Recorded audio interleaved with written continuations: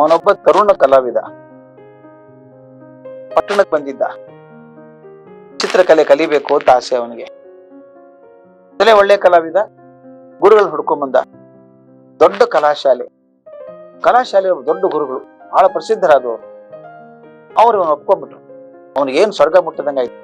ಇಂತಹ ಗುರುಗಳು ಒಪ್ಕೊಂಡ್ಬಿಟ್ಟಲ್ಲ, ನನ್ನ ಅವ್ರ ಕಡೆ ಕಲಿಬೇಕು, ಕಲ್ತಂದು ಒಳ್ಳೆ ಕಲಾವಿದ ಆಗ್ತೀನಿ ಅಂತ 4 ವರ್ಷ ಅವ್ರ ಜೊತೆ ಕಲಿತು ಅತ್ಯಂತ ಒಳ್ಳೆ ಕಲಾವಿದ ಅಂತ ಹೆಸರಾದ.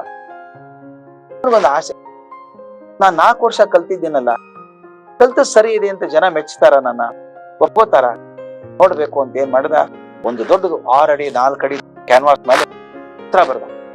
ಅದ್ಭುತವಾದ ನಿಸರ್ಗ ಚಿತ್ರ, ಎಷ್ಟು ಚಂದ ಅಂದ್ರೆ ನೋಡಿದ್ರೆ ಅದು ನಿಸರ್ಗ ಮುಂದೆ ಇದೆಯೇನೋ ಅನಿಸ್ಬೇಕು. ಅವನೇನ್ ಮಾಡ್ದ ಗೊತ್ತಾ, ಆ ಕಲಾಶಾಲೆ ಇತ್ತಲ್ಲ, ಅದು ಹೊರಗಡೆ ಒಂದು ದೊಡ್ಡ ಕಟ್ಟೆ ಮೇಲೆ ಆ ಚಿತ್ರ ಇಟ್ಟ. ಒಂದ್ ಪಕ್ಕದ ಒಂದು ಹಲಗೆ ಮೇಲೆ ಬರೆದ, ನೋಡಿ ನಾನು ತರುಣ ಕಲಾವಿದ, ಇದನ್ನ ಮೊದಲನೇ ಚಿತ್ರ, ಇದು ದೊಡ್ಡ ಚಿತ್ರ. ಈ ಚಿತ್ರ ಮೊದಲನೇದಾದ್ರಿಂದ ತಪ್ಪಿರೋ ಸಾಧ್ಯ ಇದೆ. ಯಾರಾದ್ರೂ ಓದಿದವರು ನೋಡಿದವರು ಏನಾದ್ರೂ ತಪ್ಪು ಕಾಣಿಸಿದ್ರೆ ಚಿತ್ರದಲ್ಲಿ, ಯಾವ ಜಾಗದಲ್ಲಿ ತಪ್ಪು ಅಂತ ಅನ್ಸುತ್ತೋ ಅಲ್ಲೊಂದು ಕತ್ರಿ ಗುರ್ತು ಹಾಕಿ ಇಡಿ, ನಾನು ತಿದ್ಕೊಳಕ್ ಅನುಕೂಲ ಆಗತ್ತೆ ಅಂತ ಹೇಳ್ದ. ಬರದಿಟ್ಟು ಬಂದ್ಬಿಟ್ಟ. ಸಾಯಂಕಾಲ ಹೋದ ನೋಡೋದಕ್ಕೆ, ಬಿರ್ಸೋಯ್ತ ಅವನು. ನೋಡ್ತಾನೆ ಚಿತ್ರ ತುಂಬೆಲ್ಲ ಕತ್ರಿ ಗುರುತು. ಎಲ್ಲಿ ನೋಡಿದ್ರೆ ಕತ್ರಿ ಗುರುತೆ, ಚಿತ್ರನೇ ಕಾಣಿಸಲ್ಲ, ಅಷ್ಟು ಕತ್ರಿ ಗುರುತು. ಯೋಂದ 4 ವರ್ಷ ಮಾಡಿದ್ದೆಲ್ಲ ವ್ಯರ್ಥ ಆಯ್ತಲ್ಲ.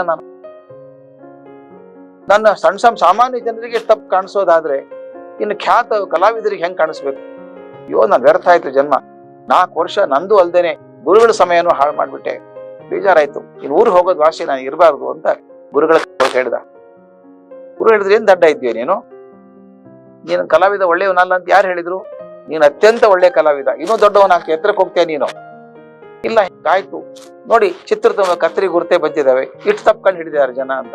ಹೌದಲ್ಲ, ಒಂದ್ ಕೆಲಸ ಮಾಡಿ, ಇನ್ನೊಂದು ವಾರ ಇಲ್ಲೇ ಇನ್ನೊಂದು ಚಿತ್ರ ಬಿಡಿಸಿದ್ದ, ದೊಡ್ಡ ಚಿತ್ರ ಬಿಡಿಸು, ತಗೊಂಡ್ ಬಾನಿ ಅಂತ. ಅವನ್ ಮನಸ್ಸಿರ್ಲಿಲ್ಲ, ಮತ್ತೆ ತಪ್ಕೊಂಡು ಹಿಡಿತಾರೆ ಜನ, ಏನ್ ಬರೆಯೋದು? ಗುರುಗಳು ಹೇಳಿದ್ದಾರಲ್ಲ ಅಂತ ಒಂದ್ ಚಿತ್ರ ಬರ್ಕೊಂಡೋದ, 6 ಕ್ಯಾನ್ವಾಸ್ ಮೇಲೆ ಬರ್ಕೊಂಡೋದ, ತಗೊಂಡು ಹೊಟ್ಟೆ ಮೇಲೆ ಇಟ್ಟ.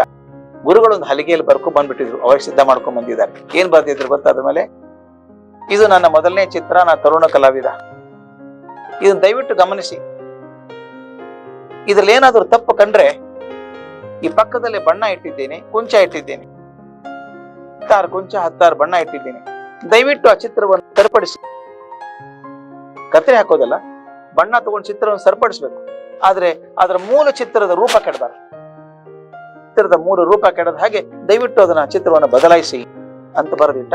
ಒಬ್ಬ ಮನುಷ್ಯನ ಕೂಡಿಸಿದ್ರಲ್ಲಿ ನೋಡ್ಕೊಂಡಿರು, ಯಾರಾದ್ರೂ ಪೇಂಟ್ ಬಳಸ್ಲಿ, ಚಿತ್ರದ ರೂಪ ಕೆಡಬಾರ್ದು, ಹಾಗೆ ನೋಡ್ಕೋಬೇಕು ಅಂತ ಹೇಳಿ ಗುರು ಶಿಷ್ಯ ಹೋದ್ರು. ಸಾಯಂಕಾಲ ಹೋದ್ರಿ ಇಬ್ರು ಗುರು ಶಿಷ್ಯರು.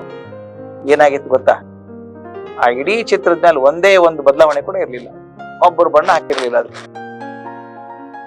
ಒಂದ್ ಕೇಳಿದ, ಯಾಕೆ ಯಾರು ಬದಲಾಯಿಸ್ತಾ ಇಲ್ಲಲ್ಲ ಅಂತ. ಗುರುಗಳು ಹೇಳಿದ್ರಂತೆ, ಚಿಂತೆ ಮಾಡ್ಬೇಡಪ್ಪ, ಟೀಕೆ ಮಾಡೋದು ಬಹಳ ಸುಲಭ ಇದೆ, ಸರಿ ಮಾಡೋದು ಕಷ್ಟ ಇದೆ. ಅಯ್ಯೋ ಅದು ಸರಿ ಇಲ್ಲ ಅಂತ ಹೇಳ್ಬೋದು, ಬಹಳ ಈಸಿ. ಯಾಕೆ ಸರಿ ಮಾಡ್ಬೇಕು ಅಂತ ಯಾರಿಗೂ ಗೊತ್ತಿಲ್ಲ.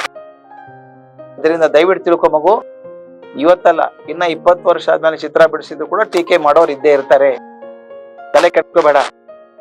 ಟೀಕೆ ಮಾಡೋದು ಬಹಳ ಸುಲಭ, ಆದ್ರೆ ತಿದ್ದೋದಿ ಕಷ್ಟದ.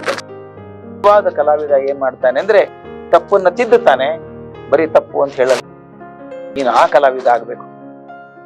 ಇದು ಕಲಾವಿದರಿಗೆ ಮಾತ್ರ ಅಲ್ಲ ಸ್ನೇಹಿತರೆ, ನಮ್ಮೆಲ್ರಿಗೂ ಅಷ್ಟೇ. ಜೀವನದಲ್ಲಿ ಅವ್ರು ಸರಿ ಮಾಡ್ಲಿಲ್ಲ, ಇವ್ರು ಸರಿ ಮಾಡ್ಲಿಲ್ಲ, ಅವ್ರು ಹಂಗ್ ಮಾಡಿದ್ರು, ತಪ್ಪು ಮಾಡಿದ್ರು ಅಂತ ಹೇಳೋದು ಬಹಳ ಸುಲಭ. ಅವ್ರ ಜಾಗೆಯಲ್ಲಿ ನಿಂತ್ಕೊಂಡು ಅದನ್ನ ತಿದ್ದೋದು ಹೇಗೆ ಅಂತ ಹೇಳಿಕೊಡೋರು ಬಹಳ ಅಪರೂಪ. ನಾವು ತಿದ್ದೋರ್ ಜಾಗಕ್ಕೆ ಸೇರ್ಕೊಳ್ಳೋಣ, ಟೀಕೆ ಮಾಡೋರ್ ಜಾಗಕ್ಕೆ ಬೇಡ. ಟೀಕೆ ಅವ್ರಿಗೆ ಯಾವ ಬೆಲೆನೂ ಇಲ್ಲ, ಟೀಕೆ ಯಾವ ಅರ್ಥವೂ ಇಲ್ಲ. ಬದಲಿ ಮಾಡೋ ಶಕ್ತಿ ಇದ್ರೆ ಬದಲಾಯಿಸಿ, ಇದ್ರೆ ಟೀಕೆ ಮಾಡದೆ ಸುಮ್ಮನಿರಿ.